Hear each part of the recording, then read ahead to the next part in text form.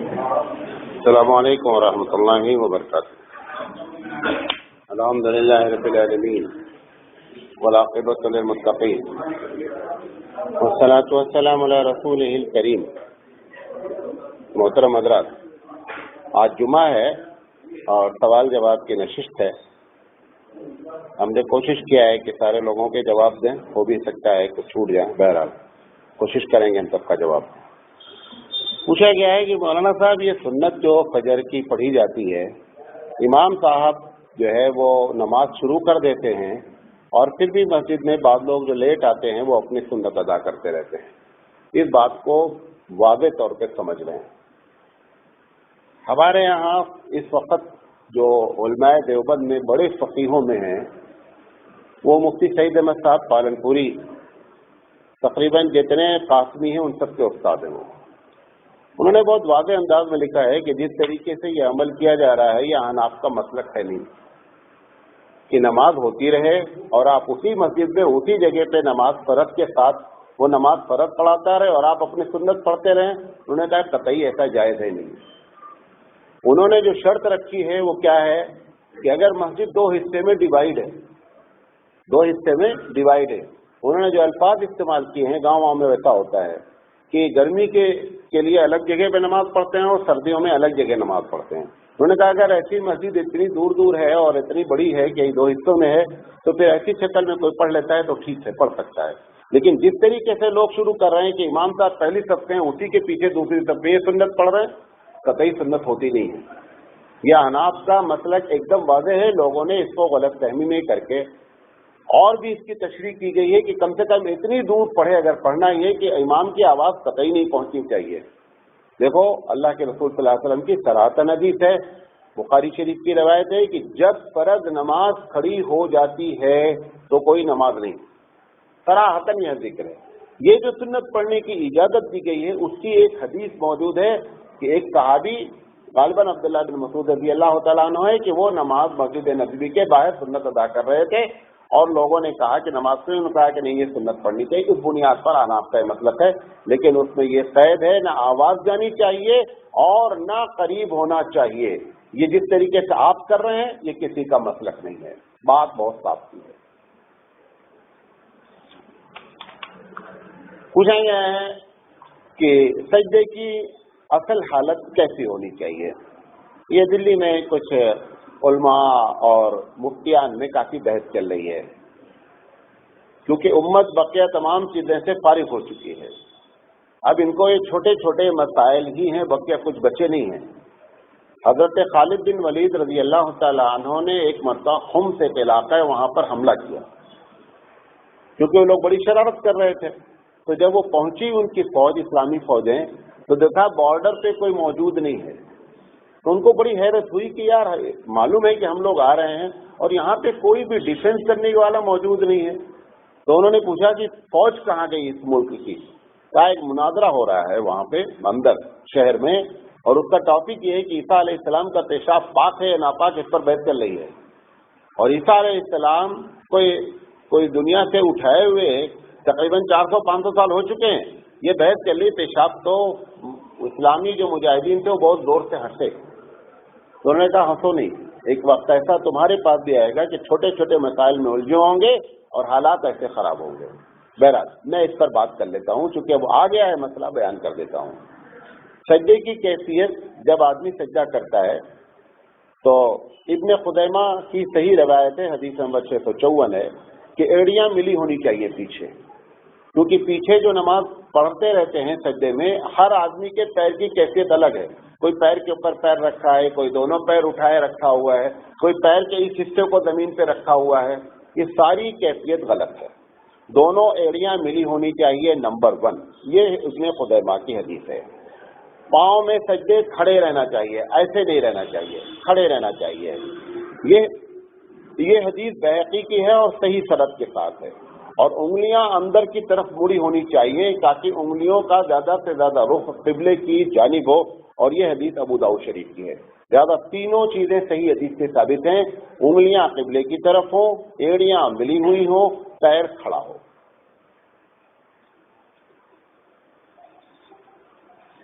پوچھا گیا مولانا صاحب میرے پاس زیور ہے مگر پیسے نہیں ہیں زکوٰۃ کے لیے، تو میں کیا کروں؟ زیور بیچا جائے اور زکوٰۃ ادا کی جائے۔ اس کے پہلے بھی بتایا ہے کہ زیور خود کیش ہے، گولڈ از کیش، یہ مان لیا ہے۔ ابھی ہمارا کوئی مسئلہ ہوتا ہے تجارت کا، ایکسیڈنٹ کا، کچھ پیسہ نہیں، سب سے پہلے کس وقت کس کو بیچا جاتا ہے؟ زیور کو بیچا جاتا تھا۔ اللہ کے لیے بھی کبھی جو ہے زیور بیچا جائے تو اللہ کو یہ بڑا پسندیدہ ہے۔ پوچھا گیا مولانا صاحب اگر فجر کی سنت چھوٹ گئی ہے تو حدیث کی روح کے مقام کے مطابق کب پڑھی جائے؟ حدیث ترمذی شریف کی ہے، صفحہ نمبر 57 اور جلد نمبر 1 میں حدیث ہے۔ حبیب مصطفیٰ صلی اللہ علیہ وسلم فرما رہے ہیں من لم یصلی رکعتین الفجر فلیصلیہما بعد ما تطلع الشمس۔ آپ صلی اللہ علیہ وسلم نے فرمایا کہ جس کی فجر کی 2 رکعت سنت چھوٹ گئی ہے اس کو چاہیے کہ وہ سورج نکلنے کے بعد پڑھے۔ ایک دوسری حدیث مسلم شریف کی غالباً ہے، اس میں یہ ہے کہ فجر کی نماز کے بعد کوئی نماز نہیں ہے، لہذا آنا آپ کا یہی مسلک ہے اور نہایت مستند ہے۔ پوچھا گیا ہے دبئی سے سوال آیا ہوا ہے کہ ایک صاحب کا انتقال ہوا ہے اور ان کے 5 لڑکے اور 5 لڑکیاں ہیں، ان کے پاس ایک گھر ہے، وراثت کیسے تقسیم کی جائے؟ اور گھر ایسا ہے کہ جس کو تقسیم نہیں کیا جا سکتا۔ دیکھیں 5 لڑکے اور 5 لڑکیاں صرف اگر موجود ہیں تو 5 لڑکے کا مطلب ڈبل کر لیجیے 10 اور 5 لڑکیاں تو ٹوٹل 15۔ گھر کی پوری ویلو نکال لی جائے، پہلا طریقہ گھر کی پوری ویلو نکال لی جائے اور نکالنے کے بعد جو پیسہ آئے 5 لاکھ 10 لاکھ اس کو 15 سے ڈیوائڈ کر دیا جائے۔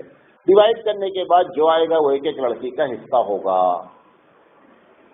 دوسری بات، اب یقینی بات ہے کہ اس کو بعد میں جو رہے گا اسی کو سب کو پیسہ دینا ہے۔ انہوں نے کہا ہے کہ اس کے پاس پیسہ ہی نہیں جو رہ رہا ہے، جو رہ رہا ہے سب کو پیسہ دینے کے لیے اس کے پاس پیسہ ہی نہیں ہے، تو ایسی شکل میں گھر کو بیچ دیا جائے اور بیچنے کے بعد سب کا حصہ ادا کر دیا جائے۔ ان میں سے کوئی لینے کے لیے تیار ہے اس کو دے دیا جائے۔ بہرحال یہ کوئی عذر نہیں ٹھہرے گا شریعت کی نگاہ میں کہ ہم اس کو بانٹ نہیں سکتے تھے، لہٰذا ایک نے قبضہ کر رکھا ہے اور بقیہ جو ہے سارے لوگوں کو لٹکا دیا، ایسا قطعی جائز نہیں ہے۔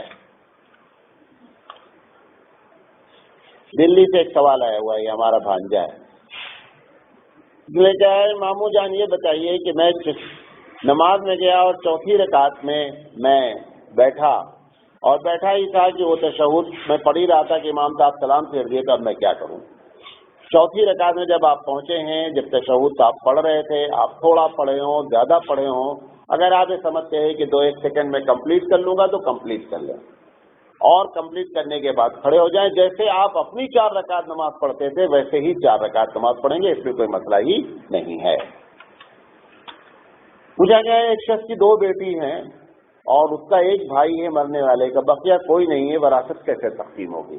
اگر کسی شخص کا انتقال ہوا ہے اور اس کی 2 بیٹیاں ہیں تو بیٹا نہ موجود نہیں ہے، بیٹا موجود نہیں ہے تو قرآن مجید کی آیت ہے کہ فلہن ثلثا ما ترک، تو ان دونوں بیٹیوں کو یا 2 سے زیادہ بیٹیوں کو 66.6% دیا جائے گا۔ تو گویا 100 روپے اگر چھوڑ کر مرا ہے ایک آدمی تو 66 روپے 67 پیسے تقریباً چلے جائیں گے دونوں بیٹیوں کو، اور ایک بھائی موجود ہے بقیہ بھائی کو چلا جائے گا پورا حصہ۔ پوچھا گیا صدقہ کے جانور کا گوشت کیسے تقسیم کریں؟ جب آپ نے صدقہ مان لیا تو اب یہ صرف غریبوں کا حق رہ گیا، اور غریب شریعت میں ہر وہ شخص ہے جو زکوٰۃ پے نہیں کرتا، کوئی بھی زکوٰۃ نہ دینے والے شخص کو وہ گوشت دیا جا سکتا ہے۔ پوچھا گیا اور اگر مدرسے کو دینا ہے تو آپ کی نظر میں ہبلی دھارواڑ میں کون سا مدرسہ ہے؟ بہت سے مدرسے ہیں، جو آپ کے گھر کے سب سے قریب مدرسہ اس میں ادا کر دیں۔ پوچھا گیا ہے کہ مولانا صاحب جب ہجرت ہوئی تو کوئی مسلمان مکہ میں باقی میں تھا یا سارے کے سارے لوگ مکے چلے گئے؟ لیکن اس بات کو سمجھ لیں، یہ تھوڑا سے حساس ٹاپک ہے۔ جب اللہ کے رسول صلی اللہ علیہ وسلم اور مسلمانوں کو ہجرت کا حکم دیا گیا اس وقت ہجرت کرنا سب پر واجب تھا، کوئی بھی آدمی ہجرت کے بغیر نہیں رہ سکتا تھا، صرف عذر کی بنیاد پر ہی ہجرت نہیں کر سکے لوگ، ورنہ ہر حال میں ہجرت کرنا ہی کرنا تھا۔ تو اکثر و بیشتر لوگ ہجرت کر کے چلے گئے، کچھ لوگ ایسے تھے کہ جو کسی عذر کی بنیاد پر 1-2 آدمی یا عورتیں رک گئیں، لیکن یہ ہجرت کرنا سب پر لازم تھا۔ لہٰذا اس مسئلے میں اختلاف ہے کہ کتنے لوگ رک گئے کتنے لوگ، لیکن مسئلہ یہ سب کے نزدیک ہے یہ ہجرت سب کے نزدیک کیا تھی؟ واجب تھی، سب کو ہجرت کرنا ہی کرنا تھا۔ پوچھا گیا مولانا صاحب اسلام میں داڑھی کی اہمیت اور داڑھی کتنی رکھنی چاہیے؟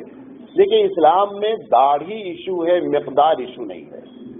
یہ جو ہمارے یہاں فتویٰ ہے ایک مشت کا فتویٰ تو ہے، لیکن ہمارے پاس کوئی دلیل موجود نہیں ہے فتوے کی کہ داڑھی ایک مشت ہی ہونا چاہیے، ایسی کوئی حدیث ہمارے پاس موجود نہیں ہے۔ ایک صحابی ہیں عبداللہ بن عمر رضی اللہ تعالیٰ عنہ، ان کا ایک عمل ہے کہ انہوں نے ایک مشت کے بعد داڑھی کاٹی۔ نبی کریم صلی اللہ علیہ وسلم نے کبھی بھی داڑھی کی مقدار پر کوئی بیان دیا ہی نہیں ہے، لہذا داڑھی رکھنا سب کے نزدیک واجب ہے، داڑھی منڈانا سب کے نزدیک گناہ کبیرہ ہے۔ کتنی داڑھی رکھی جائے اس میں ائمہ میں اختلاف ہے۔ امام اعظم کا فتویٰ ہے کہ کم سے کم ایک مشت رکھی جائے، اور بقیہ تینوں کے بارے میں مشہور ہے۔ یہ ایک الگ بات ہے کہ پچھلے 15 سال سے میں تلاش کر رہا ہوں کہ ان تینوں اماموں نے کس کتاب میں لکھا ہے کہ داڑھی ایک مشت ہو، وہ اب تک نہیں ملا ہے، لیکن ایک مشت ہی رکھیں ایسی کوئی صحیح ہمارے پاس حدیث موجود نہیں ہے۔ صحیح بھی نہیں موجود ہے، ضعیف بھی نہیں موجود ہے۔ پوچھا گیا مولانا صاحب نبی کریم صلی اللہ علیہ وسلم کی کتنی بیویاں تھیں اور کتنے بچے تھے؟ اگر آپ ان کا نام بتا دیں تو بڑی مہربانی ہوگی۔ دیکھیں معلومات کے طور پر سوالات کرنے کا کوئی فائدہ نہیں ہے، یہ جنرل نالج کا سوال ہے۔ بہرحال اب انہوں نے پوچھ لیا، میں بتا دیتا ہوں۔ حضرت خدیجہ رضی اللہ تعالیٰ عنہ، سودا رضی اللہ تعالیٰ عنہ، عائشہ رضی اللہ تعالیٰ عنہ، حفصہ، زینب، ام سلمہ، زینب بنت جاش، جویریہ بنت حارث، ام حبیبہ اور صفیہ بنت حی، یہ ٹوٹل 10 بیویوں کا نام آتے ہیں، اور ایک میمونہ۔ بعض لوگوں نے اس کو 10 کہا ہے، بعد میں کہا 11، اس میں ایک کو نکال دیتے ہیں لونڈی کی شکل میں تو 10 بچ جاتی ہے، اگر اس کو بیوی مان لیتے تو 11 ہو جاتی ہے۔ نبی کریم صلی اللہ علیہ وسلم کی 4 بیٹیاں ہیں۔ شیعہ نے اس میں یہ ڈنڈی ماری ہے کہ وہ کہتے ہیں نبی کی ایک ہی بیٹی ہے اور وہ فاطمہ ہے، جھوٹ بولتے ہیں۔ قرآن مجید نے کہا ہے کہ اے محمد صلی اللہ علیہ وسلم اپنی بیٹیوں سے کہہ دیجئے، اپنی بیٹیوں سے کہہ دیجئے۔ بیٹیوں کا لفظ کم سے کم 3 میں استعمال ہوگا، 3 سے کم میں نہیں۔ وہ جو ایک کہتے ہیں وہ جان بوجھ کر، اور ہم اتنے متاثر ہیں ان کی اس بات سے کہ اپنے خطبہ میں صرف فاطمہ پر درود بھیجتے ہیں، بلکہ تینوں بیٹیوں کو گول کر دیتے ہیں۔ یہ ہماری حماقت ہے۔ ہمارے بڑے بڑے علماء نے کتاب لکھ رکھی ہے، حضرت فاطمہ رضی اللہ تعالیٰ عنہ پہ درود بھیجا جاتا ہے، اور تینوں بیٹیوں کا نام بھی کسی کو نہیں معلوم ہے، حالانکہ سب حضور کی سگی بیٹیاں ہیں۔ یہ شیعوں کے اثرات سے متاثر ہیں۔ ہم کو چاہیے کہ ساری بیٹیوں پر درود بھیجیں، اور اگر ان تینوں کا نام نہیں معلوم ہے تو پھر کم سے کم اتنا کہہ دیا جائے علی بنات رسول اللہ صلی اللہ علیہ وسلم، تمام بیٹیوں پر اللہ کے رسول صلی اللہ علیہ وسلم کی بیٹیوں پر درود ہو۔ یہ ہم کو 2 ہنسیاں نہیں کرنی چاہیے۔ تو زینب، رقیہ، ام کلثوم اور فاطمہ یہ آپ کی 4 بیٹیاں ہیں، اور 3 بیٹے ہیں قاسم، طاہر اور ابراہیم۔ طاہر کے بارے میں اور بھی ایک لفظ آیا ہوا ہے، بہرحال یہ 3 ہیں۔ تینوں بیٹوں کا انتقال نبی کریم صلی اللہ علیہ وسلم کے بچپن میں ہی ہو گیا۔ کوئی بیٹا بھی نبی کریم صلی اللہ علیہ وسلم کا بلوغت تک نہیں پہنچا۔ پوچھا گیا مولانا صاحب مال کے صدقے کے علاوہ اور کن کن چیزوں کا صدقہ دے سکتے ہیں؟ جو چیز بھی آپ کی ملکیت میں، آپ اپنا پلاٹ دے دیجئے صدقے میں، آپ اپنا گھر دے دیجئے صدقے میں، پیسہ دے دیجئے صدقے میں، سب کچھ دے سکتے ہیں صدقے میں۔ آپ کے پاس اناج رکھا ہے، اناج دے دیجئے صدقے میں، جانور رکھا ہے، دودھ رکھا ہے، جو کچھ بھی آپ مالک ہیں سب کچھ صدقہ کیا جا سکتا ہے۔ پوچھا گیا بعض لوگ ایصال ثواب کا طریقہ یہ بتاتے ہیں کہ سب سے پہلے نبی پر، پھر صحابہ پر، پھر مومن مومنات کو ثواب پہنچایا جائے۔ دیکھیں صحیح بات یہ ایصال ثواب کا کوئی طریقہ حدیث میں لکھا ہی نہیں ہے۔ یہ جب میں ایسی باتیں کرتا ہوں تو آپ کو بڑا اچنبھا ہوتا ہے، کیونکہ زندگی بھر ایک غلط بات سنتے آئے چلے آئے ہیں۔ جب قرآن حدیث سے کوئی بات کی جاتی ہے، کیونکہ بات کرنے والے کیا ہے، آپ کو بغیر دلیل کے بات کرتے کرتے اب آپ کو کیا ہے، کوئی بھی حدیث میں یہ نہیں لکھا ہے کہ ایصال ثواب کا طریقہ کیا ہے۔ یہ بات کلیئر ہوئی؟ نمبر 2، دعا مانگنے کا اور قبول ہونے کا طریقہ لکھا ہوا ہے کہ سب سے پہلے اللہ کی تعریف کی جائے، حبیب مصطفیٰ پہ درود بھیجا جائے، اپنے مسئلے کو رکھا جائے، پھر درود پڑھا جائے اور آمین کہہ کر کے ختم کیا جائے۔ اگر آپ یہ اس وجہ سے کرتے ہیں کہ یہ میں ایصال ثواب کر رہا ہوں، اس کے لیے دعا کر رہا ہوں، یہ طریقہ استعمال کریں تو یہ طریقہ ہے، ورنہ وہ جو لوگوں نے کہا ہے کہ آپ 1 مرتبہ سورہ فاتحہ پڑھیں، 4 مرتبہ قل پڑھیں، فلاں پڑھیں، یہ پڑھیں، کوئی چیز حدیث سے ثابت نہیں ہے۔ पूछा गया मौलाना साहब कुर्बानी की खाल के पैसे से मदरसे में पानी का मोटर लगाया जा सकता है? नहीं लगाया जा सकता। पूछा गया कुल्ल मुहदसतिन बिदा की तशरीह कर दें। कल एक साहब ने ये भेजा था कि कुल्ल मुहदसतिन बिदा, हर नई चीज बिदत है। तो उन्होंने, वो आलिम साहब ने सारी दुनिया को जाहिल कहते हुए ये हदीस पर गुफ्तगू की कि लोग कहते हैं कि हर नया काम, यहाँ पे कुल्लों का लफ्ज इस्तेमाल हुआ है, कुल के माने सब होते हैं, लिहाजा ये देवबंदी उलमा जो है वो सब चीज को बिदत कहते हैं। देवबंदी उलमा जब बात करते हैं तो बहुत गहराई से बात करते हैं। लोग इस बात को समझने की कोशिश करें। हम जब किसी मसले पर बात करते हैं तो उससे रिलेटेड दूसरी हदीस भी पेश करते हैं। उसने दलील में मालूम क्या बात कही, दलील में उसने ये बात कही कि यहाँ पे कुल्लों का लफ्ज के माने कुल के हैं। तो इब्राहिम अलैहिस्सलाम का एक वाक़या नकल किया कुरान करीम से। इब्राहिम अलैहिस्सलाम ने एक मरतबा अल्लाह ताला से कहा कि अल्लाह ताला आप मुर्दों को जिंदा करेंगे, कैसे करेंगे? कैसे तुहयिल मौता, मुर्दे को जिंदा कैसे करेंगे? अल्लाह ने कहा अवलम तुमिन, क्या इब्राहिम मेरी बात पर तुमको ईमान नहीं है? कालू बला, काला बला, क्यों नहीं? एकदम आप बोले वलाकिन लियतमइन्ना क़ल्बी, लेकिन मैं अपने दिल के इत्मीनान के लिए आपसे पूछता हूं आप मुर्दों को कैसे जिंदा करेंगे? अल्लाह ताला ने कहा फखुद, आप पकड़ लीजिए। आगे आए थे पूरी फखुद अरबातम मिनत तैर कि 4 परिंदे पकड़िए और उनकी बोटी बूटी कीजिए और तमाम पहाड़ों पर रख दीजिए। अब यकीनी बात है वहां पर भी कुल्लों का लफ्ज इस्तेमाल होता है। कहा इब्राहिम ने सारे पहाड़ पे तो नहीं रखे, तो कुल हर जगह सारे के माने में इस्तेमाल होता है। यहाँ तो दलील उठा के वहां दिया, नहीं समझे बात कि यहाँ भी कुल्लों का लफ्ज है तो आपने सबका माना नहीं लिया, वहां कुल्लों का लफ्ज है तो 4 या 5 पहाड़ पे इब्राहिम ने रखा, जिसका मतलब अल्लाह की नाफरमानी की सारे पहाड़ पे उनको टुकड़ा, सारे पहाड़ पे बेचारे कैसे पहुंच सकते थे? तो जिन्होंने लोगों को जाहिल बनाया वो पहले नंबर 1 थे। आगे क्या है, मैं फिलिंग द ब्लैंक है। अच्छा, जब ये हदीस आती है तो हमारे उलमा दूसरी हदीस इकट्ठा करते हैं। यहाँ पे क्या है कि कुल्लु मुहदसतिन बिदा, हर नया काम बिदत है। उनका कहना है फिर नया काम तो मौज जाते बैठते चश्मा हजारों लाखों काम है। हम ऐसे नहीं बात करते हैं। एक दूसरी हदीस है मन अहदसा फी अमरिना फहुव रद्दुन, हबीब मुस्तफा ने फरमाया मन अहदसा फी अमरिना, जो नया काम करे हमारी शरीयत में, वहां पे हम स्कूल को कैद करते हैं। हमने चश्मा लगाया शरीयत समझ के नहीं लगाया है, हम शरीयत समझ के लगाएंगे, आपको जवाब देंगे ये मेरी जरूरत है। हुजूर ने क्या फरमाया मन अहदसा फी अमरिना, जो हमारे मामले में नया काम करे, तो जो नया काम आप शरीयत समझ कर कहेंगे उसके बारे में कहा जाएगा वो सारी चीजें बिदत हैं। लिहाजा ऐसा नहीं कि सिर्फ इस लफ्ज को आप पकड़ करके हदीस, कोई भी हदीस भी किसी मसले को समझने के लिए उससे रिलेटेड जितनी हदीसें होती हैं सब इकट्ठा की जाती हैं, तो एक कोई चीज मुनक्का होकर फिल्टर होकर के कोई चीज सामने आती है। एक हदीस से मसला बयान नहीं किया जा सकता है। पूछाएंगे मौलाना साहब ये अनाफ की औरतें जो सीने पर हाथ बांधती हैं, इसकी कोई हदीस है? कोई हदीस मौजूद नहीं है। सीने पर हाथ बांधने की हदीस तो मौजूद है, लेकिन ये हदीस में नहीं लिखा है कि औरत सीने पर हाथ बांधे। अब अनाफ ऐसा क्यों करते हैं ये एक अलग बात है। करने की वजह क्या है?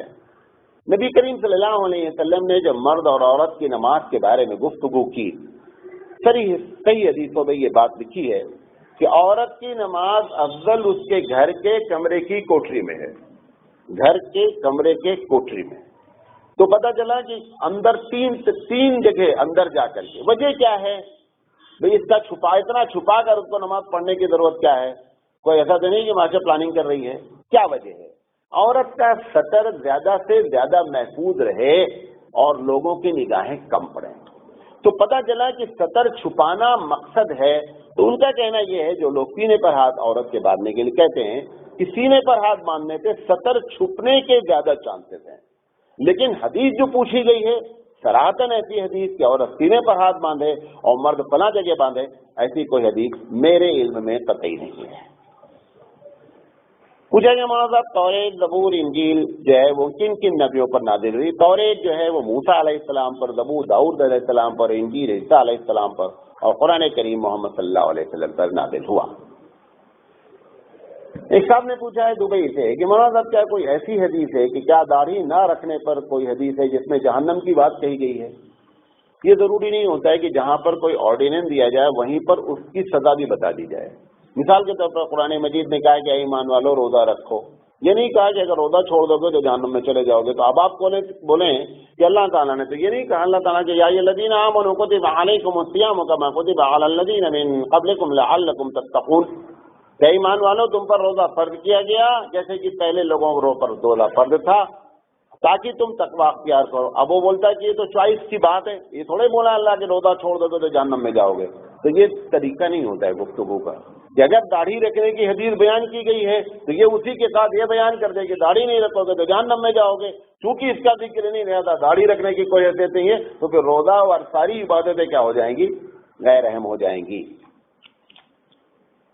پوچھا گیا مولانا صاحب یہ دعا پڑھنے کے بعد لوگ اپنے چہرے پر جو ہاتھ پھیرتے ہیں اس کی کوئی دلیل ہے؟ مسند احمد کی روایت ہے جس میں صراحتاً ہے کہ اللہ کے رسول صلی اللہ علیہ وسلم نے دعا مانگا اور اپنے چہرے کو اپنے ہاتھ کو اپنے چہرے پر پھیرا. پوچھا گیا مولانا صاحب یہ نماز میں جو بازو کھڑے ہوتے ہیں پیر مارتے رہتے ہیں اس کا کیا حکم ہے؟ دیکھیں اس سلسلے میں دونوں لوگ زیادتی کر رہے ہیں. ہم احناف یہ سمجھ کر کہ پیر نہیں ملانا ہے, ایک فٹ کا گیپ دے کے کھڑے ہوتے ہیں. میں پچھلے 4 سال سے اپنے مسجد میں محنت کرتا ہوں, ہر نماز میں بولتا ہوں کوئی نماز ایسی نہیں ہے. اور میں پھر بھی آپ کو بتاتا ہوں, بچے تو درکنار ہے, اساتذہ کھڑے ہوتے ہیں اور کم سے کم 6 سے 8 انچ کا فرق لے کے کھڑے ہو جاتے ہیں. کیوں؟ کیونکہ تربیت نہیں ہوئی ہے. ہم جو تربیت کرنا چاہ رہے ہیں تربیت ہوتی یہاں سے چھوٹے سے. اب یہ بڑے ہو گئے, مزاج خراب ہو گیا ہے, باقاعدہ کھڑے ہوں گے. بھائی چلو پیر نہیں ملاؤ, اتنا دشمنی ہے. کندھے سے کندھا ملانے کے حدیث تو موجود ہے, کندھے سے کندھا بھی نہیں ملائیں گے. 6 انچ کا فاصلہ موجود رہے گا, 8 انچ کا, ایک دم صراحتاً خلاف ہے. پیر ملانا اگر وہ سمجھتا, پیر ملا کر کے وہ کیا کر رہے ہیں, پیر ملا رہے ہیں اور کندھا چھوٹتا جا رہا ہے, وہ بھی غلط کر رہے ہیں. کیوں؟ جب ایک آدمی حدیث پر عمل کرنے کے بجائے اپنے مسلک کو مقدم کرے گا تو حدیث چھوٹنا ہے. مسلک چھوڑ کر حدیث پر. حدیث کا مقصد کیا ہے؟ 2 آدمی کے درمیان میں گیپ نہیں ہونا چاہیے. سیدھی سی بات ہے, اس کو ہر حال میں ہم کو کور کرنا چاہیے. اگر کوئی آدمی آپ کے بغل میں جگہ چھوڑ بھی دیا ہے تو آپ نئے باندھ بھی چکے ہیں تو بھی آپ کو چاہیے کہ آپ دائیں بائیں ایڈجسٹ ہو کر کے ملیں. وہ تو ایسا ستون کی طرح کھڑا ہو گیا کہ اب وہ جمعہ ہل ہی نہیں سکتے ہیں. ایک دم ہلا جا سکتا ہے اس نیت سے کہ صف ملانا اللہ کے رسول صلی اللہ علیہ وسلم کی سنت ہے. پوچھیں گے کہ ایک عورت محرم کے ساتھ حج کو گئی تو کیا ہر وقت وہ محرم اس کے ساتھ رہنا ضروری ہے 24 گھنٹہ؟ مطلب وہ طواف کرنے جا رہی ہے, عورت بولے تو تم بیٹھو میں ایک طواف کر کے آ جاتا ہوں. تو ایسی شکل میں ہر وقت اس کا محرم کا رہنا ضروری نہیں ہے. محرم کی شرط سفر کے لیے ہے, وہاں پر ہر وقت 24 گھنٹہ محرم بنا ضروری نہیں ہے. پوچھا گیا ہم نماز پڑھتے ہیں پر دھیان نہیں لگتا ہے مولانا صاحب, کوئی ایسا عمل بتا دیں کہ نماز میں دھیان لگ جائے. 2 چیزیں ہیں, میں ان کے بارے میں نہیں کہہ رہا ہوں, سب کے بارے میں کہہ رہا ہوں. جو آدمی کو یہ شکایت ہے کہ نماز میں دھیان نہیں لگتا ہے وہ اپنا ایک دن بیٹھ کر اکاؤنٹیبلٹی کریں, اپنا محاسبہ کریں کہ میں تنہائی میں کتنا نیک آدمی ہوں. میں جب تنہا ہوتا ہوں تو میں کتنا نیک ہوں. ہمارے ہاتھ میں موبائل ہوتا ہے, ہمارے ہاتھ میں نیٹ ہوتا ہے, ہم اس وقت کتنا نیک ہیں. اگر وہاں پر نیکی نہیں ہے تو آپ نماز چاہے بیت اللہ میں جا کر پڑھیں گے تو بھی دل نہیں لگنا ہے. بزرگ ہونے کے لیے, نیک ہونے کے لیے سب سے پہلے کیا ہے, اللہ کی نگاہ میں نیک ہونا. بندے بعد میں نیک جانے نہ جانے کوئی فرق, لیکن اللہ اگر نیک نہیں جان رہا ہے تو کوئی فائدہ نہیں ہے. تو پہلی وجہ یہ ہو سکتی ہے کہ بندہ تنہائی میں نیک نہیں ہے. نمبر 2, اگر بدنظری کی عادت ہے تو بھی نماز میں دل نہیں لگ سکتا ہے. یہ دونوں باتوں پر کنٹرول کیا جائے تو انشاءاللہ پوری امید ہے کہ نماز میں دل لگے گا. پوچھا گیا ہے مولانا صاحب کیا عورتوں کا, احناف عورتوں کا نماز پڑھنا مردوں سے جدا ہو کر کے واجب ہے؟ یعنی جیسے ہمارے عورتیں نماز پڑھتی ہیں تو مردوں سے الگ ہو کر پڑھتی ہیں. آج میں اس پر ساری بات ابھی کروں گا. مفتی سعید احمد صاحب پالنپوری مدد اللہ العالی, استاد محترم, ان کا کہنا ہے کہ اگر وہ لوگوں کے سامنے پڑھ رہی ہے تب تو وہ جو حدیث میں فرق آتا ہے وہ فرق کرنا چاہیے. وہ کیا فرق ہے ابھی آج بیان کرتا ہوں. لیکن اگر وہ تنہا پڑھ رہی ہے اور وہ فرق نہ کرے تو ایسی شکل میں واجب نہیں ہے کہ وہ فرق کرے. نہیں سمجھے بات میری؟ جو عورتوں کی نماز میں مردوں کی نماز میں فرق بیان کیا جاتا ہے، ان کا کہنا ہے کہ اگر وہ تنہا گھر میں پڑھ رہی ہے تو اس کے لیے واجب نہیں ہے وہ کرنا، کر لے ٹھیک ہے، واجب نہیں ہے۔ وہ کیا فرق ہے وہ ابھی آپ کو بتاتا ہوں۔ پوچھا گیا مسجد کے کھاتے میں جو پیسے رکھے ہوتے ہیں کیا اس پیسے سے مدرسے کی چھت ڈالی جا سکتی ہے؟ مدرسے کی چھت نہیں ڈالی جا سکتی۔ پوچھا گیا فرض نماز کے بعد اجتماعی دعا کا کیا حکم ہے؟ کئی مرتبہ اس مسئلے پر بات کر چکا ہوں کہ فرض نماز کے بعد اجتماعی دعا اللہ کے رسول صلی اللہ علیہ وسلم سے ثابت نہیں ہے،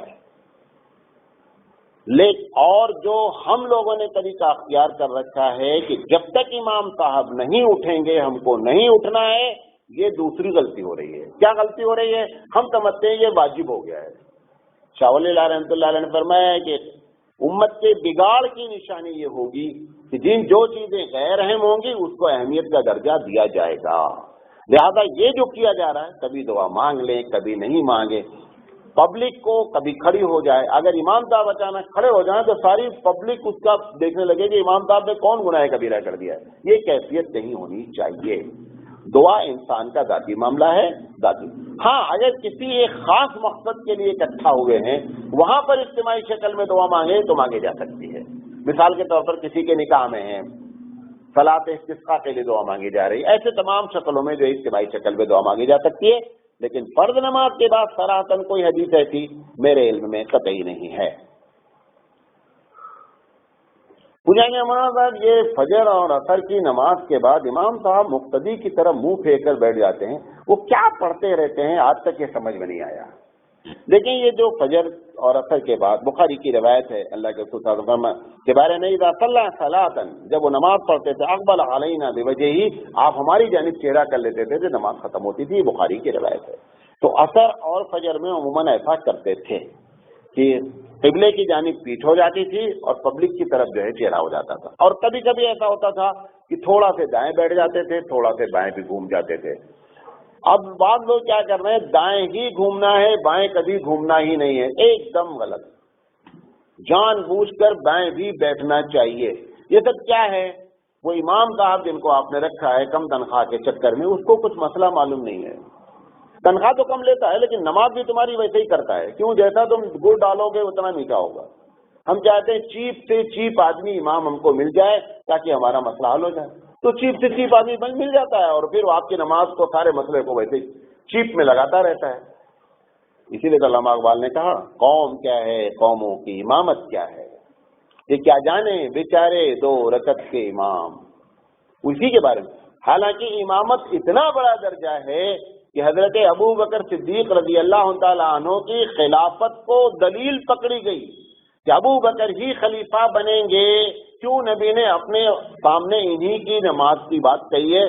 اس بات کا جواب شیعہ کے پاس بھی نہیں رہتا ہے، گرچہ وہ حضرت علی رضی اللہ تعالیٰ عنہ کے خلافت کے قائل ہیں، لیکن اس کا جواب ان کے پاس نہیں کہ حضرت ابو بکر کو کیوں پڑھوانے کے لیے کیا گیا، اور وہی دلیل بنی۔ اس نماز کی حالت ہم نے ایسی ختم کر رکھی ہے۔ بہرحال کبھی سیدھے بیٹھنا چاہیے، کبھی دائیں بیٹھنا چاہیے، کبھی بائیں وہ بیٹھ کر کے کیا کرنا چاہیے یہ کسی حدیث میں نے لکھا، بیٹھ کر کیا کرنا چاہیے۔ اللہ کے رسول صلی اللہ علیہ وسلم کی عادت مبارکہ جو تھی وہ بتا دیتا ہوں، کرنا نہیں ہے، لیکن آپ کو ہندوستان کے مسلمانوں کو سنت پر عمل کرنے کی توفیق اٹھ چکی ہے، تقریباً کرنا ہی نہیں ہے۔ ہزار مرتبہ یہ باتیں بتائی جائے، جیسے ہی نماز ختم ہوتی ہے اللہ کے رسول صلی اللہ علیہ وسلم اللہ اکبر کہتے تھے، 3 مرتبہ استغفر اللہ کہتے تھے، اور اللہ اکبر تھوڑا سے بعض حدیث میں آتا ہے غالباً بخاری کی روایت ہے تھوڑا سے بلند کہتے تھے اللہ اکبر۔ بقیہ آپ کو کیا کرنا ہے، نماز ختم ہو کھاٹ سے سینہ سر پہ ایسا اٹھا کے مارا، لگتا ہے اس سے بڑی کوئی سنت ہی نہیں ہے۔ کیوں؟ کیونکہ آپ کر نہیں سکتے، سنت پر آپ قادر نہیں ہیں۔ اور کیوں نہیں؟ عوام کی غلطی نہیں ہے اس میں، ہم جیسے لوگوں نے بتانا بند کیا ہے۔ عوام آج بھی آپ کو بتائیں مزاجن لوگ چاہتے ہیں حبیب مصطفیٰ کی بات سننا چاہتے ہیں، ان کی بات پر عمل کرنا چاہتے ہیں۔ ہم جیسے لوگوں نے آپ کو ڈارک میں رکھا ہے، ہم ہی کو نہیں مانے تو تم کو کہاں سے بتائیں گے؟ یہ ہماری ساری غلطی، علماء کی غلطی ہے۔ علماء کی غلطی کیا؟ تم نے امام رکھا ویسا سستا امام لا کے رکھا، وہ سستا چلا رہا معاملہ، لہذا سنت طریقہ یہ ہے، وہ بیٹھتے تھے. کئی دعائیں نقل ہیں. اب آپ دیکھیں میں نے اپنی مسجد میں لگا رکھی ہے، میں نے مرکز میں بھیجا، مرکز میں اس کو ایسی جگہ لگا دیا ہے کہ کوئی دیکھنا نہیں ہو. بھائی لگا ہوا ہے، آگے دیکھ لینا. مقصد کیا ہے؟ سب حوالے سے لکھا ہوا ہے. نبی سے محبت ہی نہیں. محبت یا تو جھنڈی جھنڈا لگانے میں ہے، یا ہمارے بزرگ لوگ جو کیے وہ کام کرنے گئے. بزرگ نبی سے بڑا ہے. اللہ کے رسول سے محبت اگر ہو تو ایک چیز بھی معلوم ہو جائے. ایک صحابی کے سر پر اللہ کے رسول نے ہاتھ رکھ دیا پیار میں. وہ بیچارے پوری زندگی اس جگہ کا بال نہیں کٹوائے کہ حبیب مصطفیٰ نے ہاتھ رکھا ہے. ایسی محبت ہوتی ہے، اس کو محبت کہتے ہیں. میں آپ سے بخاری کی، مسلم کی صحیح حدیثیں بیان کر رہا ہوں، آپ کہہ رہے نہیں مجھے تو اپنا کرنا ہے، تم بتا کرو مولانا صاحب. لہذا حضور سے محبت عملی شکل میں پیش کریں. اللہ کے رسول سے کان ایک صاحب نے، صحابی نے، اللہ کے رسول میں آپ کو بہت چاہتا ہوں. تو حضور کو کیا کہنا چاہیے تھا؟ کوئی بات نہیں گھبرانے کی، سارا معاملہ دیکھ لیا جائے گا. یہ ڈائلاگ نہیں مارا گیا. حضور نے جب کہا کہ میں بہت چاہتا ہوں، تو اللہ کے رسول نے فرمایا کہ میری چاہت اوبیڈینسی سے ٹیسٹ کی جاتی ہے، میری چاہت اطاعت سے آزمائی جائے گی. کتنا چاہتے ہو؟ جتنا مجھے میری بات کو مانتے ہو اتنا چاہتے ہو. لہذا ہمیشہ محبت اوبیڈینسی سے آزمائی جائے گی، اطاعت سے، کہ اطاعت کا جذبہ ہمارے اندر کتنا ہے.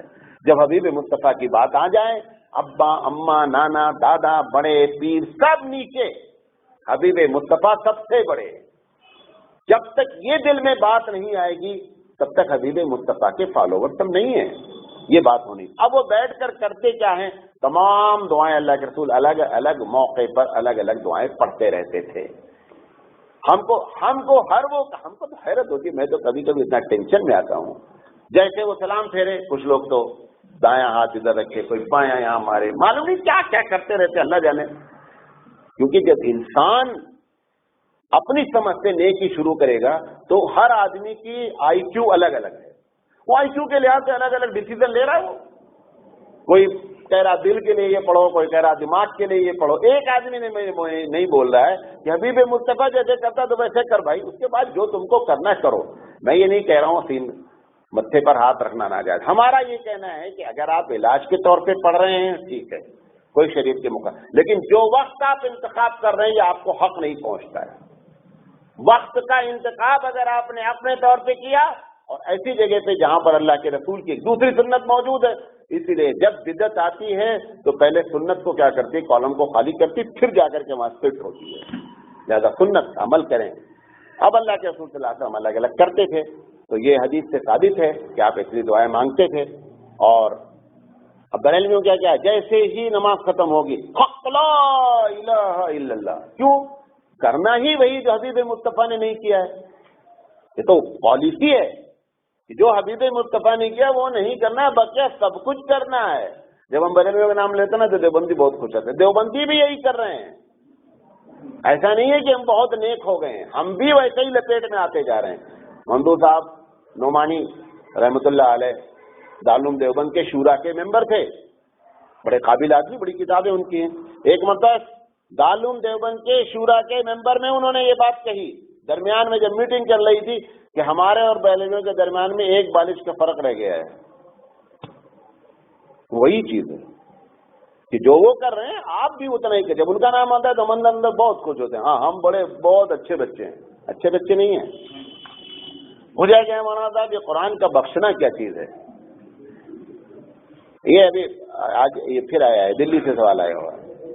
قرآن کا بخشنا بخشش کے معنی میں ہے، دینا، گفٹ کرنا. آپ نے جو کچھ پڑھا ہے اللہ میں اس ثواب کو ٹرانسفر کرتا ہوں، یہ آپ کر سکتے ہیں. اس کا نام ہی بخشش ہے.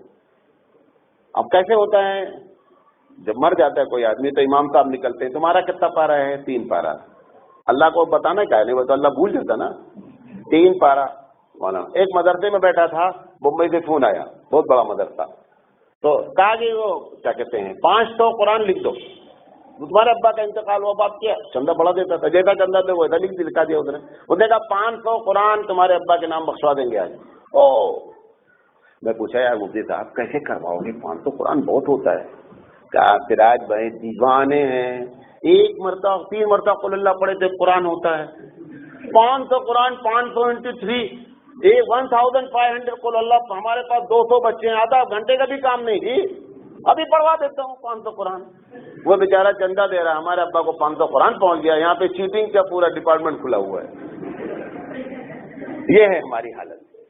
तो कुरान मजीद वो जो ले करके आ रहे हैं, वो लिख रहे हैं, वो भला। और कभी कभी ऐसा भी होता है, आप लोग हमसे ज्यादा जानते हैं, मैं भी बचपन में करता था, मुझे याद नहीं, आप लोग ऐसा कर, वो कहते हैं जल्दी खत्म करो, अच्छा तुम्हें ये वाला पढ़ो, हम ये वाला पढ़ रहे हैं, देखा है।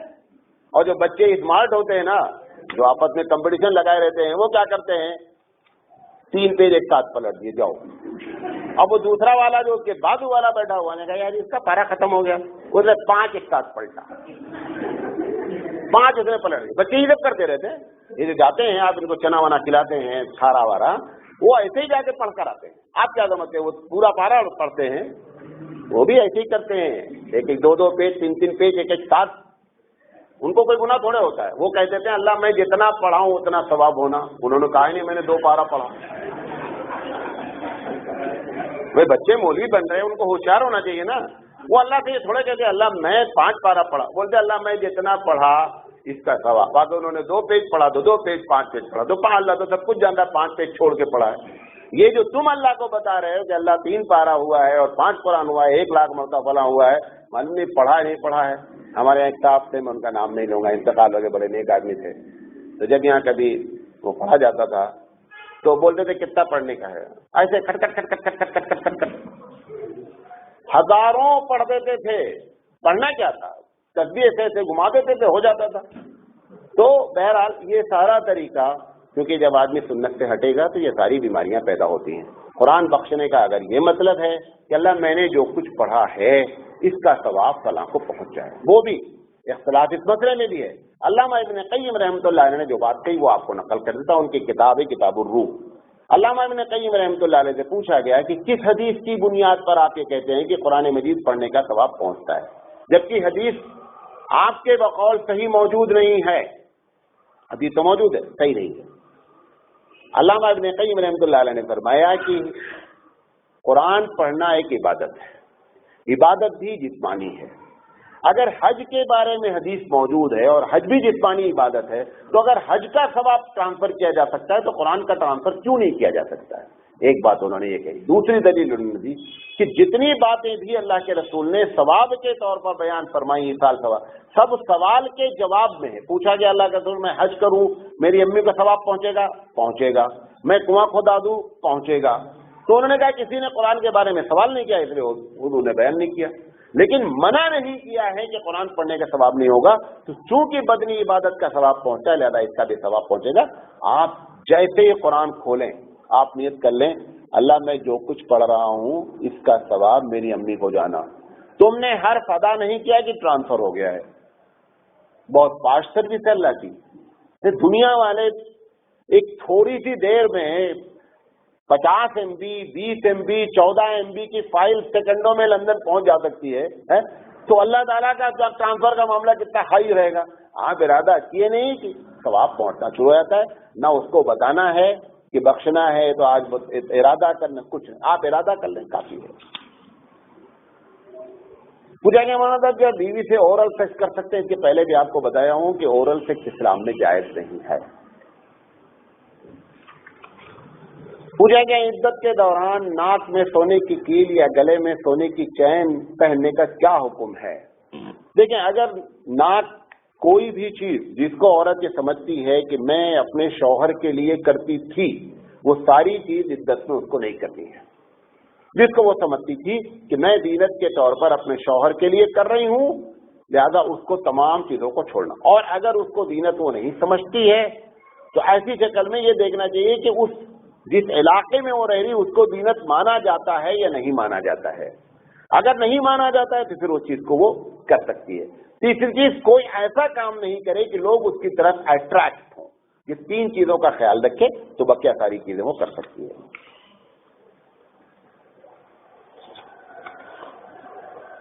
पूछा गया है, मौलाना साहब दुबई से सवाल आया हुआ है कि एक औरत मोटी है, लिहाजा वो अपने पेट की चर्बी को, एक सिस्टम होता है डॉक्टर का, वो पेट की चर्बी निकाल देते हैं, और तो क्या ऐसा करा सकती? कोई मसला नहीं है।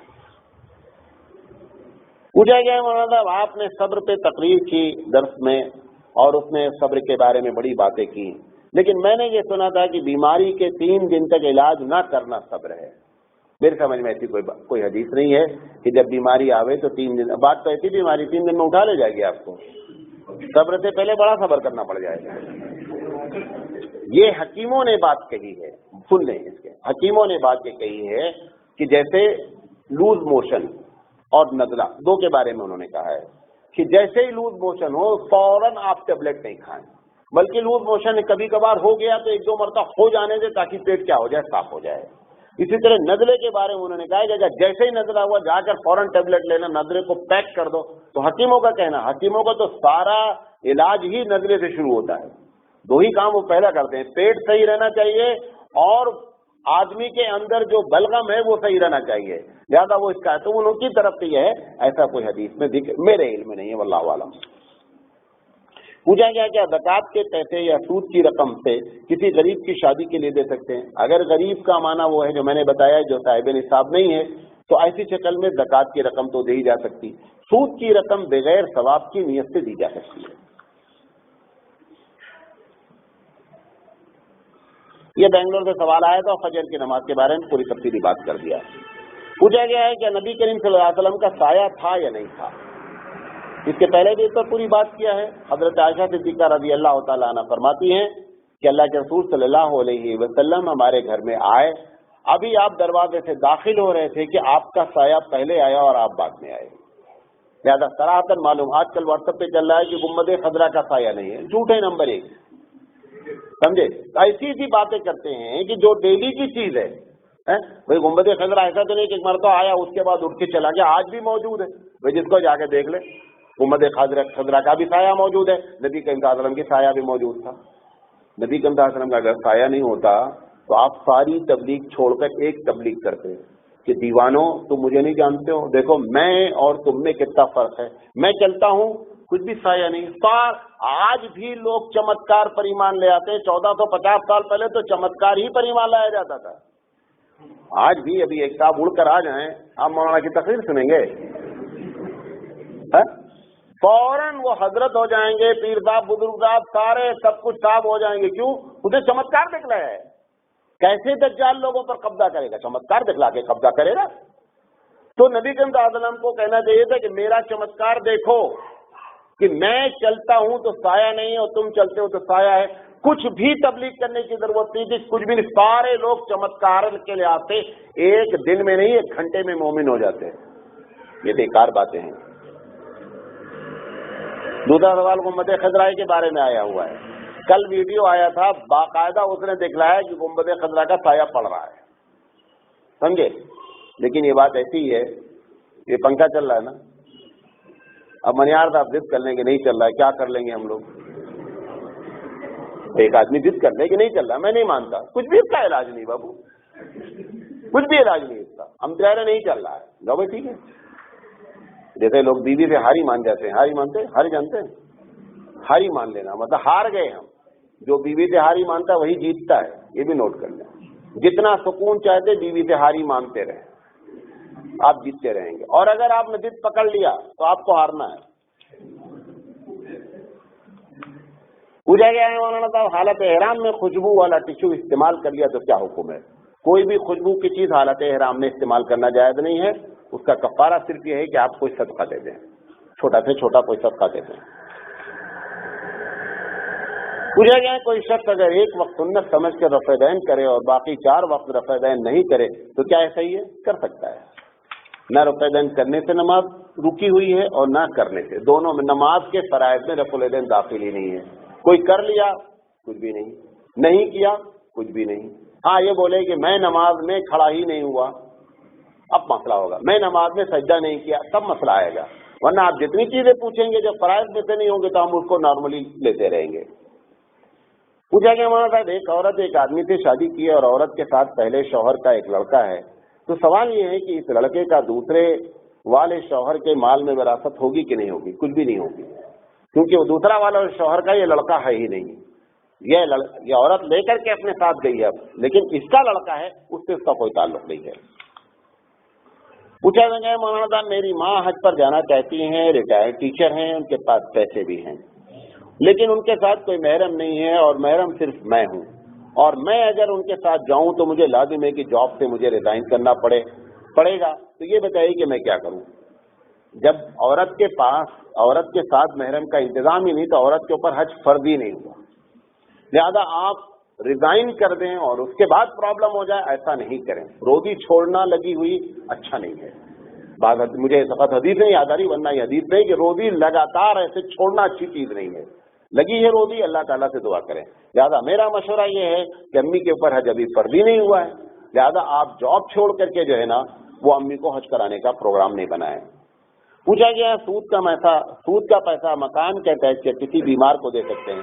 کسی بھی بیمار کو بغیر ثواب کی نیت سے دے سکتے ہیں۔ نمبر 1، سود کا پیسہ کسی بھی ایسے ٹیکس میں دیا جا سکتا ہے جو ٹیکس شرعی لحاظ سے صحیح نہیں ہے، ان تمام جگہ دیا جا سکتا ہے۔ پوچھا گیا مطلب یہ پیروں کے درمیان نماز میں 4 انگل کا فاصلہ کسی حدیث سے ثابت ہے؟ کسی حدیث سے ثابت نہیں ہے۔ جیسی باتیں کر دیتے تو آپ سوچتے یار یہ مولانا صاحب نے تو ہمارا پورا پروگرام ہی کینسل کر دیا۔ نبی کریم صلی اللہ علیہ وسلم سے کوئی حدیث ایسی نہیں ہے اور ہو بھی نہیں سکتی۔ وجہ کیا ہے؟ ایک آدمی موٹا ہے، اگر آپ اس کو 4 انگل بولو گے، 4 انگل کے فاصلے سے کھڑے ہو تو انشاءاللہ بازو گرے گا، کھڑا نہیں رہے گا، اس کو گرنا ہے۔ تو کیسے اللہ کے رسول، ہر آدمی کے کھڑے ہونے کا ایک بیلنس ہے، وہ تھوڑا سا زیادہ ہوگا، آپ وہ 4 انگل کے چکر میں اس کو بیچارے کو گرانے کا پروگرام ہے تو ٹھیک ہے، نماز نہیں پڑھاؤ، گرواؤ جا کر کے، ایسی کوئی حدیث موجود نہیں ہے۔ لیکن ہماری بعض فقہ کی کتابوں میں یہ مسئلہ لکھا ہوا ہے، معاملہ وہاں سے پھنستا ہے۔ جب پوچھا جاتا ہے تو دلیل ان کے پاس بھی نہیں ہے، تو اس کا جواب اب یہ دے دیا جاتا ہے کہ بھئی یہ کوئی واجب نہیں ہے، کر لے تو اچھا ہے۔ بہرحال لیکن حدیث پوچھی گئی ہے، حدیث کوئی موجود نہیں ہے۔ پوچھا گیا رفع الیدین کرنا اور نہ کرنا سنت ہے، تو ایسا کیوں نہیں ہوتا مولانا کہ اہل حدیث حضرات کبھی رفع الیدین کے بغیر نماز پڑھ لیں اور حنفی حضرات رفع الیدین کے ساتھ نماز پڑھ لیں؟ آئیڈیا اچھا ان کا ہے، اس میں پرابلم ہے۔ احناف جو رفع الیدین نہیں کرتے ہیں وہ یہ عقیدہ رکھتے ہیں کہ رفع الیدین کی ساری حدیثیں منسوخ ہیں۔ جب ایک آدمی کسی چیز کو منسوخ مان لے گا تو اس کے اوپر اب اس حدیث پر وہ عمل نہیں کر سکتا، ٹھیک ہے؟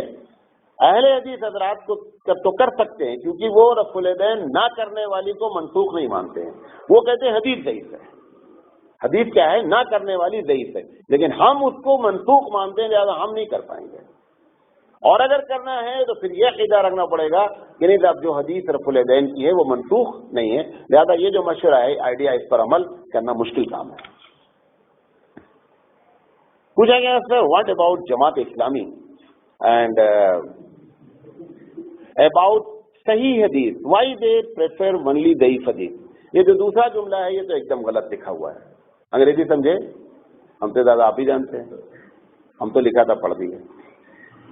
یہ پوچھ رہے ہیں کہ جماعت اسلامی کے بارے میں کیا رائے ہے، اور جماعت اسلامی ہمیشہ ضعیف حدیث ہی کو کیوں ترجیح دیتی ہے؟ یہ دوسرا والا جملہ تو ٹوٹل غلط ہے، ایسی کوئی بات نہیں ہے۔ جماعت اسلامی کے بارے میں وہ رائے رکھتا ہوں جو طارق جمیل صاحب نے کہا ہے، جو تبلیغی جماعت کے بہت ہی محترم آدمی ہیں۔ مولانا سے پوچھا گیا طارق جمیل صاحب سے کہ آپ مولانا مودودی کے بارے میں کیا رائے رکھتے ہیں؟ انہوں نے مولانا مودودی کی جم کر تعریف کی کہ مولانا مودودی ایک بہت اچھے آدمی ہیں اور انہوں نے ایسا خدمت کیا۔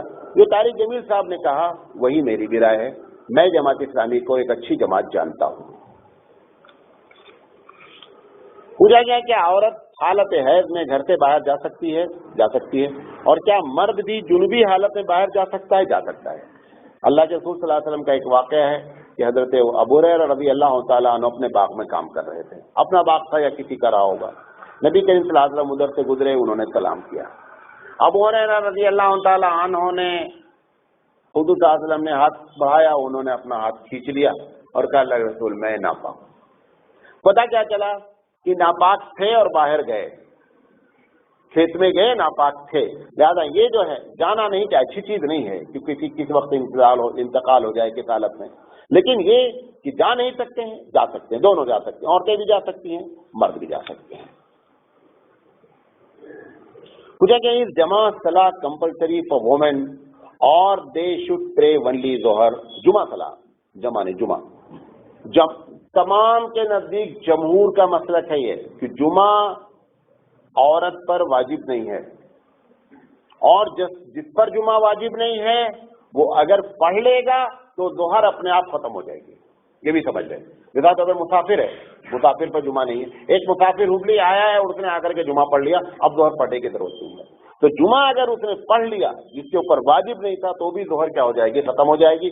عورت کے اوپر جمعہ فرض نہیں ہے، لہذا اس کو ظہر پڑھنا ہے۔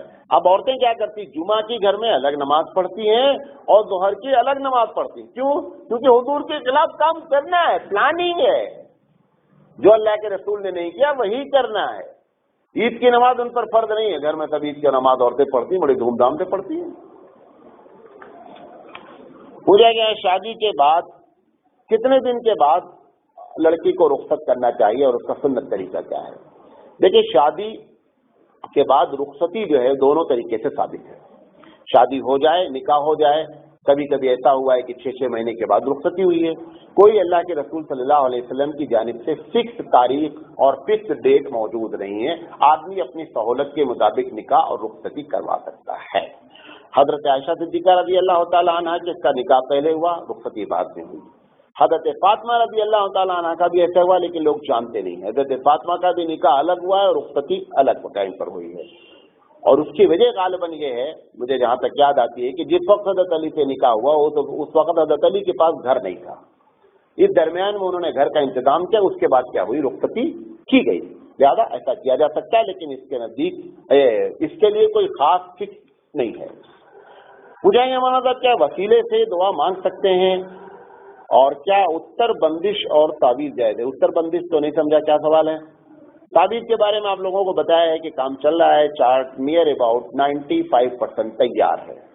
تو انشاءاللہ چارٹ آئے گا تو آپ لوگوں کو جو ہے وہ دکھلائیں گے، چارٹ لگا کر کے پورے تقریر کریں گے، چارٹ تیار ہے۔ وسیلے کے بارے میں کسی کے نزدیک وسیلے سے دعا مانگنا افضل نہیں ہے، یہ نوٹ کر لیں پہلے، سوائے بریلویوں کے۔ ہمارے علماء کے نزدیک کسی کے نزدیک وسیلے سے دعا مانگنا افضل، وسیلہ جائز ہے، اور جائز ہونے کی شرط کیا ہے؟ معطانی رحمۃ اللہ نے جو لکھا ہے وہی وسیلہ سب سے بہترین وسیلہ ہے۔ معطانی رحمۃ اللہ علیہ فرماتے ہیں کہ میں اللہ کے رسول سے محبت کرتا ہوں، اے اللہ آپ بھی ان سے محبت کرتے ہیں، اس وسیلے سے ہم دعا مانگتے ہیں۔ تو ذات محمد، پرسنالٹی آف محمد صلی اللہ علیہ وسلم وسیلہ نہیں ہے، بلکہ محبت کا عمل وسیلہ ہے، اور عمل سب کے نزدیک جائز ہے کہ عمل کے ذریعے جو ہے وسیلہ مانگا جا سکتا ہے۔ جو لوگوں نے عادت بنا لی ہر دعا مانگنا ہے اور اس میں حضور کے صدقے میں، یہ طریقہ رسول اکرم کا نہیں ہے۔ ایک بات، اتنی دعائیں آپ کو یاد ہوں گی، نہیں یاد ہوں گی تو دیکھ لیں جا کر کے، مسجد میں جانے کی، آنے کی، بیت الخلاء جانے کی، آنے کی، دودھ پینے کی، ہزاروں دعائیں، کسی دعا میں حضور نے یہ نہیں فرمایا کہ میرے وسیلے سے مانگو۔ بچہ جیسے نماز مسجد میں داخل ہوتے ہیں، اللہم افتح لی، اے اللہ کھول دے میرے لیے ابواب رحمتک بوسیلہ محمد، ایسا بولتے کیا؟ نکلتے ہیں تو کیا بولتے ہیں؟ کہیں بھی کسی دعا میں حضور نے سکھلایا ہی نہیں ہے، کوئی دعا ایسی موجود نہیں ہے، صرف ایک دعا موجود ہے جو ابو داؤد شریف کی روایت ہے۔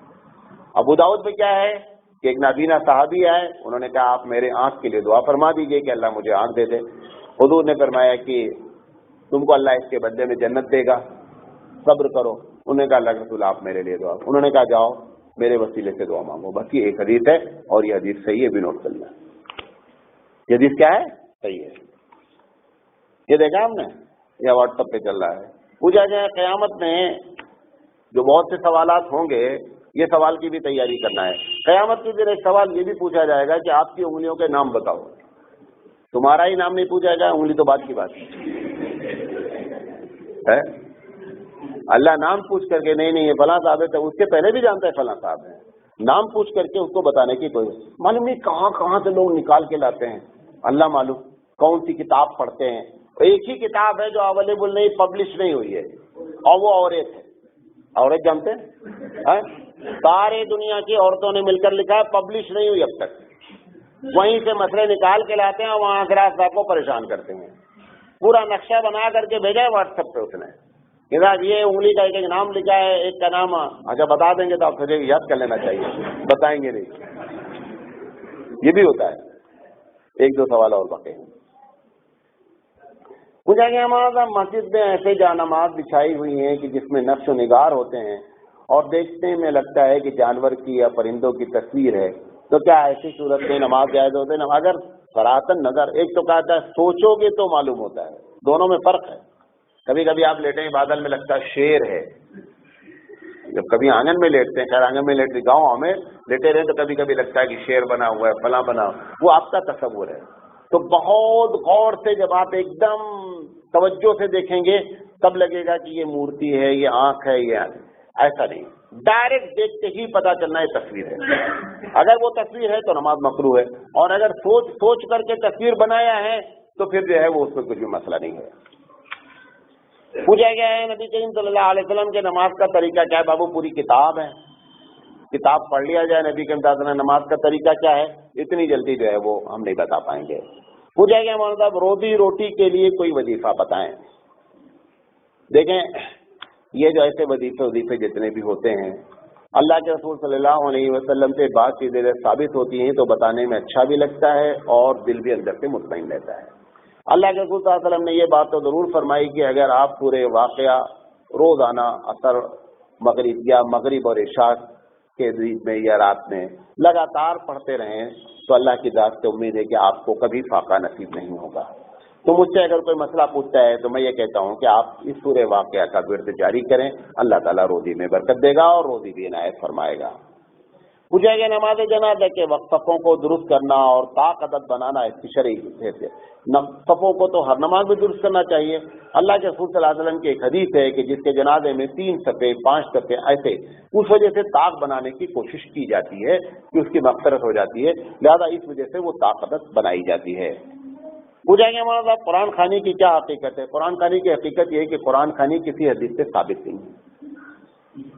آپ وہ قرآن خوانی جو بچوں کے لے کے جاتے ہیں وہ بھی نہیں ثابت ہے، وہ دکان کے لیے جو کرتے ہیں وہ بھی نہیں ثابت ہے، چونکہ آپ چندہ دیتے ہیں ہم بھیج دیتے ہیں، ورنہ حقیقت کیا ہے؟ سنت سے ثابت نہیں۔ چندہ اگر آپ بول دیں گے مولانا قرآن خوانی بھیجو، نہیں بھیجو چندہ دیں گے تو ہم کبھی زندگی میں نہیں بھیجیں، خیر اب تو ہم نے بھیجنا بند کر دیا ہے۔ لیکن قرآن خوانی جو بھی آپ طریقہ قرآن خوانی کا استعمال کر رہے ہیں وہ کوئی چیز بھی سنت سے ثابت نہیں ہے، نہ دکان کے افتتاح میں، نہ گھر کے افتتاح میں، نہ مرنے پر، نہ جینے پر، نہ شادی میں، نہ بیاہ میں، کسی وقت قرآن خوانی ثابت نہیں ہے۔ آپ کو معلوم ہے کہ بنگال وغیرہ میں شادی سے پہلے بھی قرآن خوانی ہوتی ہے۔ سارے سوال کے جوابات الحمدللہ ہو گئے، ایک سوال شاید اور رکھے گئے تھے مولوی صاحب الگ سے کہیں سے، وہ چھوٹ جائے گا تو پھر وہ ہم کو رات میں فون کریں گے۔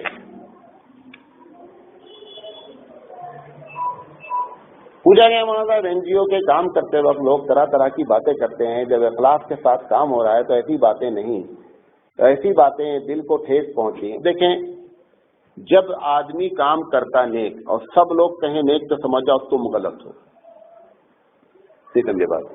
اگر نیک کام کرو اور کوئی بھی مخالفت نہیں کرے آپ سمجھ لیں کہ ہم غلط جا رہے ہیں۔ اور کیوں؟ اللہ کے رسول سے زیادہ کون مخلص ہے؟ اللہ کے رسول زیادہ کوئی مخلص نہیں، اور اللہ کے رسول سے زیادہ مخالفت آپ تمہاری نہیں، تو ان کی مخالفت ہوئی ہے، لہذا دنیا کی اللہ نے جان بوجھ کر کروایا کہ نیکی کرنے والوں کے لیے ہمارا نبی نمونہ موجود رہے، لقد کان لکم فی رسول اللہ اسوۃ حسنہ۔ لہذا ہم نیکی کرنے سے پہلے صرف ایک چیز اپنے دل سے فتویٰ لے لیں، ہم یہ نیکی کیوں کر رہے ہیں؟ اگر جواب میں رضائے الہی آتا ہے تو ایسی کیفیت اختیار کر لیں کہ ہاتھی جاتا رہتا کتا بھونکتا رہتا، سیدھی سی ایک بات ہے۔ لیکن اگر آپ یہ سوچیں کہ ہم نیکی کریں اور لوگ آ کر کے جو ہے وہ پھولوں کا ہار پہناتے رہیں، ایسا نہیں ہوگا۔ پھولوں کا ہار بھی ملے گا لیکن کانٹے بھی ساتھ میں رہتے رہیں گے، اور اگر پورا ہار مل جائے تو سمجھ جاؤ ہم غلط جا رہے ہیں، کہیں نہ کہیں پرابلم ہے۔ اللہ تعالیٰ سے دعا ہے کہ اللہ تعالیٰ کہنے سے زیادہ عمل کرنے کی توفیق عطا فرمائے۔ واخر دعوانا الحمدللہ رب العالمین۔ یہ سوال رہ گیا ہے عورتوں والا، تو چاہیے تو بیان کر دیں، ایک منٹ۔ یہ جو عورتوں کی نماز کے بارے میں بار بار سوال آتا ہے کہ صاحب عورتوں کی نماز کے بارے میں کوئی حدیث ہے کیا کہ عورتیں ایسا نماز پڑھیں؟ میں 3-4 حدیثیں آپ کو نقل کر دیتا ہوں۔ یہ الگ بات ہے کہ اس حدیث کے بارے میں اکثر لوگوں کی رائے ہے کہ حدیث ضعیف ہے، لیکن جن لوگوں نے نقل کیا ان کا کہنا ہے کہ مختلف طرق سے آئی ہیں حدیثیں اس میں صحیح بھی ہیں۔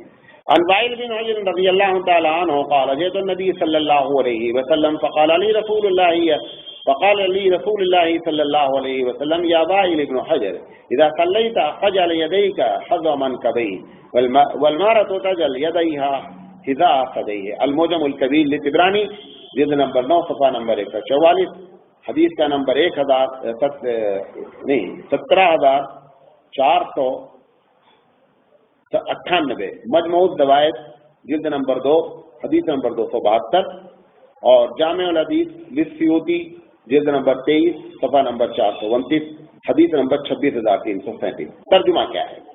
حضرت وائل بن حجر رضی اللہ تعالیٰ عنہ فرماتے ہیں کہ حبیب مصطفیٰ صلی اللہ علیہ وسلم کی خدمت میں حاضر ہوا تو آپ نے فرمایا ہے وائل بن حجر جب تم نماز پڑھو تو اپنے کانوں کے برابر ہاتھ اٹھاؤ اور عورت اپنے ہاتھوں کو چھاتی کے برابر اٹھائے۔ یہ پہلا فرق ہے اور اس حدیث سے ثابت ہے۔ دوسری حدیث عن یزید بن حبیب رضی اللہ تعالیٰ عنہ ان رسول اللہ صلی اللہ علیہ وسلم مر علی امرأتین تصلیان وقال اذا سجدتما فضما بعض اللحم الى الارض فان المرأة ليست في ذلك كالرجل۔ حضرت یزید، یہ روایت جو ہے مراسیل ابو داؤد کی ہے، سنن کبریٰ کی ہے اور الاحادیث للسیوطی کی ہے۔ حضرت یزید بن حبیب فرماتے ہیں رسول اکرم صلی اللہ علیہ وسلم نے دو عورتوں کے قریب سے گزرے جو نماز پڑھ رہی تھی، تو آپ صلی اللہ علیہ وسلم نے فرمایا جب تم سجدہ کرو تو جسم کا کچھ حصہ زمین سے ملا لیا کرو۔ مجھے عورتیں دیکھتی زمین سے چپکی رہتی ہے نا، کہہ رہے ہیں زمین سے کچھ ملا لیا کرو کیونکہ عورت کا حکم اس میں مرد کی طرح نہیں ہے۔ یہ دوسری حدیث ہے۔ تیسری حدیث عن ابی سعید الخدری رضی اللہ تعالی عنہ صاحب رسول اللہ صلی اللہ علیہ وسلم انه قال كان يأمر الرجال ان يتجافوا في سجودهم ويأمر النساء ان يتخفضن وكان يأمر الرجال ان يفرشوا اليسرى وينصبوا اليمنى في التشهد ويأمر النساء ان يتربعن۔ یہ سنن کبریٰ کی روایت ہے اور کیا کہتے ہیں جلد نمبر 2۔ صحابی رسول حضرت ابو سعید خدری رضی اللہ تعالیٰ عنہ فرماتے ہیں رسول اکرم صلی اللہ علیہ وسلم نے مردوں کو حکم فرمایا کہ سجدے میں اپنی رانوں کو پیٹ سے جدا رکھیں، اپنی رانوں کو پیٹ سے جدا رکھیں، اور عورتوں کو حکم فرماتے تھے کہ خوب سمیٹ کر سجدہ کریں۔ مردوں کو حکم فرماتے تھے کہ تشہود میں بایاں پاؤں بچھا کر اس پر بیٹھیں۔ بایاں پاؤں ایسے ہوتا ہے ہمارا، دائیں ایسے کھڑا ہوتا ہے، بایاں پیر بچھا کر اس پر بیٹھیں اور دائیں پیر کو کھڑا رکھیں۔ عورتوں کو حکم فرماتے تھے کہ 4 زانو بیٹھیں، تو ایک پیر وہ نکال لیتی ہیں اور پورے حصے پہ کیا ہوتی ہیں، بیٹھ جاتی ہیں۔ یہی حدیث سے دلیل ہے جو بیان کیا گیا ہے۔ دوسری حدیث ہے وعن نافع ان صفیہ کانت تصلی وہی متربعۃ، مصنف ابن ابی شیبہ کی روایت ہے کہ حضرت نافع فرماتے ہیں حضرت صفیہ جو حضرت عمر کی صاحبزادی نبی کریم صلی اللہ علیہ وسلم کی ازواج مطہرات میں، حضرت صفیہ نماز جب پڑھتی تھی تو 4 زانو ہو کر بیٹھتی تھیں۔ اس طریقے سے وہ جو فرق آپ دیتے ہیں ان حدیثوں کی بنیاد پر ہے، ایسا نہیں ہے کہ ہم ریت کی دیوار پر کھڑے ہیں۔ واخر دعوانا الحمدللہ رب العالمین۔